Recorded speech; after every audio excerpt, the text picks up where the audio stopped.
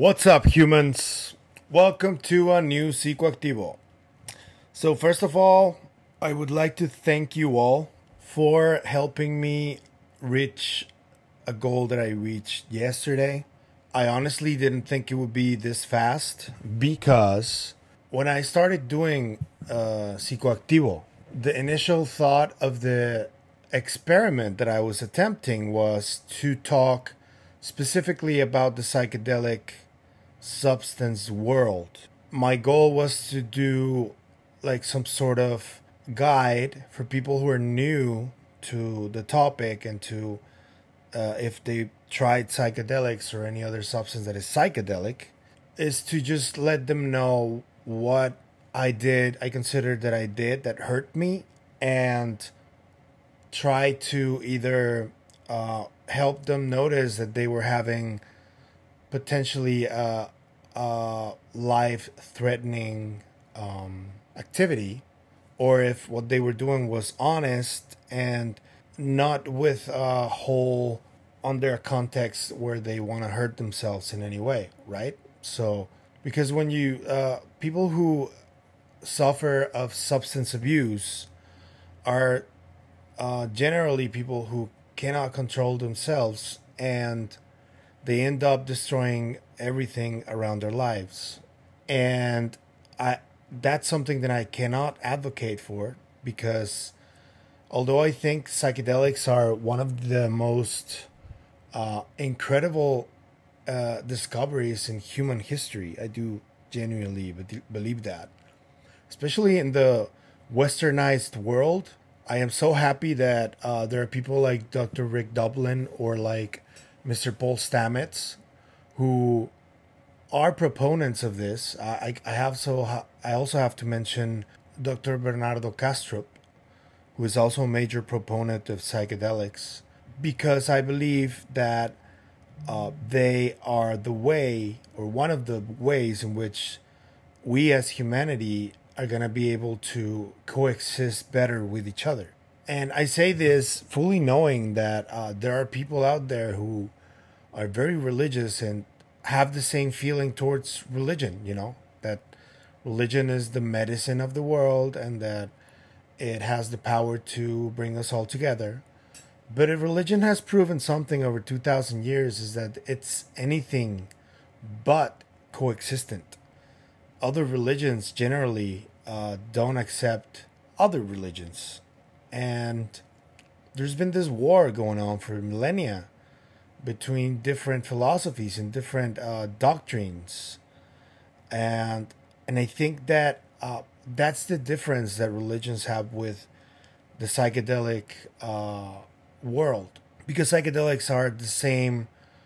You go through similar spiritual experiences and epiphanies and stuff like that, but it's kind of like the same language that they speak to you, and they make you go to the same conclusions.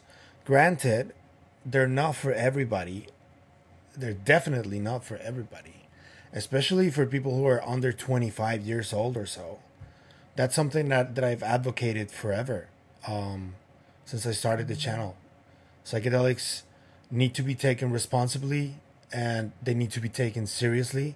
And the fact that they have been suppressed for so long, since the 60s, is something that I believe has hurt humanity, to be honest with you. And that's how I started Psicoactivo.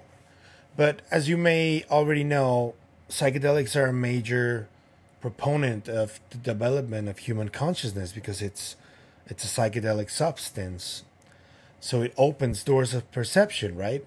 And as such, some of the investigations that I've been doing have inevitably taken me towards the UFO topic. And I've always been very keen on investigating the topic, but I regarded it as science fiction. And as I said in my past video, that interview Rogan did with Commander Fravor was the one that made me change a lot of my previous perspectives on the UFO phenomenon. And then suddenly everything started clicking, because I've been reading up on books about the phenomenon without knowing they are about the phenomenon, which was really serendipitous for me. Carlos Castaneda, Alejandro Jodorowsky, Salvador Freixedo. After that, I started reading up on other authors more in English, but those are the main ones that made me realize that there may be something other than what we consider real life, the more mundane aspect of real life, right? And when I started realizing that I was a person who went through about 3 or 4 experiences that I cannot explain to this day, maybe 5, but the other one, the 5th one, didn't really happen to me. It was just something that I can't explain to this day that happened to someone else while we were on psychedelics. It's been a wild ride, guys. When I realized that, I noticed that these experiences were anomalous, but I didn't think, and I still have my doubts on whether they are connected to non-human intelligence. They may be. I'm not saying they're not. All I'm saying is that I've had these experiences. Nobody's going to tell me that I didn't go through them because I know I did. There's even some witnesses to what happened. The first one is when I experienced telepathy. It happened on a Valentine's Day with 2 of my friends. Friend, I don't know. I'm not gonna say their names, but it's a boy and a girl, and we had a really wonderful friendship back then. So we decided to drop some acid and just spend the whole day just tripping and hanging out and just going into a psychedelic experience. And we weren't expecting to experience what we did on that occasion. And to this day, we all wonder how it happened. There was a certain moment when we were talking and just laughing. And, you know, when you're like in the zone, it's been referenced as the flow state before. And suddenly we started hearing the voices of each other. But all 3 of us noticed that we weren't really moving our mouths. And when we all noticed, we noticed kind of like at the same time, we just stood quiet and then asked ourselves, and we heard each other's voices kind of at the same time. And it was like, yeah, this is happening. Yeah, this is happening. Holy shit. I started crying, laughing because I couldn't explain what was going on. It happened like so casually. I mean, it was pretty incredible, but you got to understand, I used to be part of a psychedelic community who used to go to raves all the time. And this telepathy stuff happens all the time between people from these communities. You can ask anybody who's been part of this psychedelic community. And it's not just that, it's just like astral traveling and stuff that is really woo. Happens a lot with people who are part of psychedelic communities. After many years, I still kind of wondered, and I reached out to them and I asked them. They were like, yeah, it happened. You were not tripping. It did happen. Because we kind of lost touch over the years. Nothing bad or anything, just I moved town, and we all moved out of town. So yeah, that experience is also something that coincided with 2 experiences I had of environment manipulation, I call it. This has to do with me thinking that I want something or that I desire something, and the psychedelic elevation is so high and you're so interconnected that, in a sense, this is what I feel happened. I know people who are very like, show me proof, and debunkers and stuff are gonna go like, you're a fucking idiot. Maybe I am, but this is how I see it. When you're under that state, you start finding like a balance between both of your hemispherical parts of your brain, the right hemisphere and the left hemisphere. And what I feel happens when you're in those mental states is that these hemispheres balance out. because that rarely happens with anybody. It's so difficult to make it happen, the hemispheres. There's a video that I will translate later for a different video because I believe it deserves its own thing, about Dr. Jacobo Greenberg talking about these experiments, scientific experiments, testing how these hemispheres could level out and balance. And this is what I feel happens when you're on a psychedelic experience. And when that happens, you automatically, because I don't know if you guys have heard Tom DeLonge talking about the human brain and how he feels like it is a quantum computer, but we don't know how to use it. So I think that psychedelics are kind of like the hack that the brain can get so it can readjust and function better as a quantum computer. And what do quantum computers usually do? They create stuff. They manifest stuff. They attract stuff. They it's creation itself. So there are levels, obviously, to the psychedelic experience, and I consider that meditation, and that is why there's so much culture around the yogis and meditation, because I feel that that's the natural way of reaching these mental states. But it is so difficult to reach because we haven't evolved to a certain point yet, that for even for the best yogis in history, it has taken them their entire human lives to reach those states. But what I see in psychedelics is that these are much faster ways of reaching those mental states. Where I was at a certain event, and I started noticing that everything that I was thinking about happened. And it spooked me at the beginning. So I started running some tests throughout the night. Basically what I realized is that just by thinking it, we were at a rave near a forest. And I was like, okay, let's start with something small. I am thirsty. I want a drink and I don't want to move. A drink is going to come to me by whatever means. And it didn't take more than a minute when someone approached me and gave me a bottle of water. And it was a person that I knew, obviously, but that person didn't know that I was thinking about that. And I said, thank you. And then I was like, oh shit, okay. So that could have been a coincidence. Let's try something a little more difficult. So I think I've talked about this with Patrick on the Vetted podcast, but there was a point when it was already like between 11 and 12 during the day, and I was really hungry and I didn't have any money.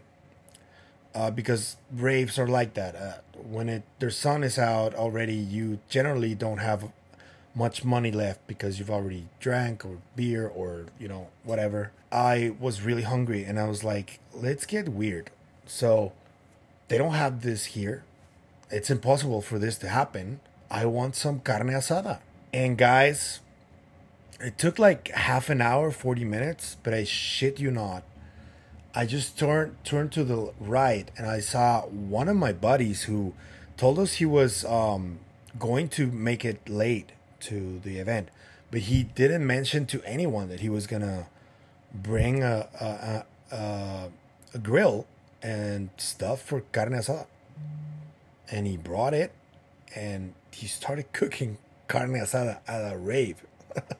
That's when I got really spooked. I was like, what the hell is happening right now? And the night continued. I started going crazy. I was like, okay, so let's see what else could work. So I feel really dirty right now. We're eventually going to leave. The plan was to go back home. But I was like, there are a lot of really nice cabins in here. Just thinking to myself, I want to go to one of those and maybe take a bath or something. So when we left, we got into the cars. One of the friends that I was rocking with at the time, he became a politician for a little while. He was like, oh, we're going to an after party. And I was like, oh, really? Okay. it's closed from here. And I was like, oh, really? Okay. And I just stayed quiet. I didn't want to like spoil anything, you know? And yeah, what do you know? We arrived at a really nice cabin. I asked if there was anybody else in there. They said no. And I asked if I could take a shower. And the person who owned the cabin was like, yeah, it's upstairs in my room. You feel free, man. Go ahead. So I went upstairs and I took a really nice shower. And I just got out of the shower and started enjoying my after party with my friends. Really high on acid. And that was one of the really hard to explain, hard to believe events. I have no idea how it happened. We will probably eventually reach an explanation of how this happens if we do more research on psychedelic substances, if we decriminalize most of them and regulate the ones that are causing the most problems in the world. Obviously, I think, for example, fentanyl should be always illegal. Any substance that kills someone should be illegal. Even alcohol, and I like alcohol, but I like I like having a beer every now and then. But I think it's extremely far more dangerous than weed or LSD or shrooms or peyote or ayahuasca, which are the psychedelic substances. There are many, but yeah. And so yeah, those are my experiences because I've seen the comments you guys have with me, and I've seen you guys asking me to explain my experiences, and I figured as a celebration of the 100th episode that I did yesterday, for the 101st, I would talk about this. So yeah, I believe that something is going on. I've experienced some stuff that I cannot explain. So that makes me think and know that the phenomenon is real, but I don't know what the hell it is. I think that we need to also study more of our own history, but the one that is buried underground or hidden. Because the history that is generally on the textbooks all over the world is biased depending on the government that is in power at the time. And I think that's been happening for ages. They control it. The Vatican did it. They have tons of information that they do not share with people. Who knows what they have on under those in that library, that famous library. And the same happens with every country. They have documents. They have riches, hidden stuff that they've taken from other countries. They do. And I think that we need to learn how to study the real history of the world. And I'm not saying this to get people conspiratorial. That's stupid. I'm sorry, but you need to use your heads a little bit more. I'm talking about really doing your research, going on the field, investigating history at the place, from the oral traditions, from the people who lived there, the former governments who lived there. That's the way, the best possible way to get to the truth of our own history. And I suspect that much of that history that has been turned into mythology may have had some kind of truth to it before. I have a feeling. Don't ask me why, don't ask me how, but I do have a feeling. I'm not saying all of it, I'm saying a lot of it. And the proof of this is that many cultures throughout history have written similar stories of creation and the big flood and all this. That's proof that at least some of that from the old writings actually happened. And we need to look into that more. And I think that's one of the best ways that we're going to get to know where we come from and perhaps maybe get a little more clarity on what the phenomenon is. So yeah, I commend people who are trying to get the information out through government. I commend people who are trying to discover or uncover anything related to free energy. Uh, I would love it if that was true, man. It would really help the world because we're going through a really terrible moment right now. A lot of wars, a lot of conflict. But I believe, and I will never stop saying this, I believe that we need to start with our own homes. We need to start with our own community, the people around us, our circle, and try to lead by example. And the example that we give is the one that people are going to follow. And then we can start worrying about stuff that is more outside of our bubbles. But we stay a little bit too concerned or preoccupied on what's happening away from us. And I think that's not the best approach. So, what I mean by this, and related to the UFO topic, is that it is important for us to start paying more attention to our own consciousness and the way we coexist with the rest of living beings around us. We need to be more empathetic. If you want to reach a state of telepathy, eventually it's going to be hard work. You're going to have to do it either through meditation or the other way that is more dangerous. I accept it. That I do not, under any circumstance, advise to anybody unless you're already experienced in the topic. But the other way is, I think it should be more rewarding, which is through meditation, through getting along with everybody, getting along with all the living beings around you, even if it sounds hippie. I do generally think that people, honestly, in real life, they want the same thing. They want to get along with everybody. And I'm generalizing. I know there are many exceptions, but it's a big world out there, you know. So that's the way that I think we're gonna move faster towards this, because we keep dividing ourselves. We keep fighting each other over this topic, and instead of trying to establish dialogue, which I think is vital for this. It happens on the lower levels and it happens at the highest level, you know. I know that bigwigs in the UFO community don't like each other, some of them, you know. And I don't think that's helping the topic in any way. Especially the ones that are like content creators or journalists who don't like to share information because they want to get that exclusive. I get that, though. That's how the world works. But being standoffish and even insulting sometimes to people who are also doing their job and maybe they stepped on your toes or something, I don't think that's cool, man. I think that needs to change. We need more communion on every level. So yeah, empathy, and yeah, and understand our consciousness, understand oneself, understand each other. That's very needed.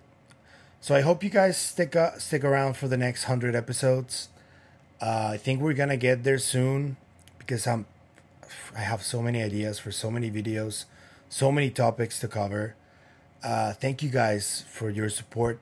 It's been really emotional, to be honest with you. So thank you. If you like the content you see, please like, share, comment, subscribe. Everything helps.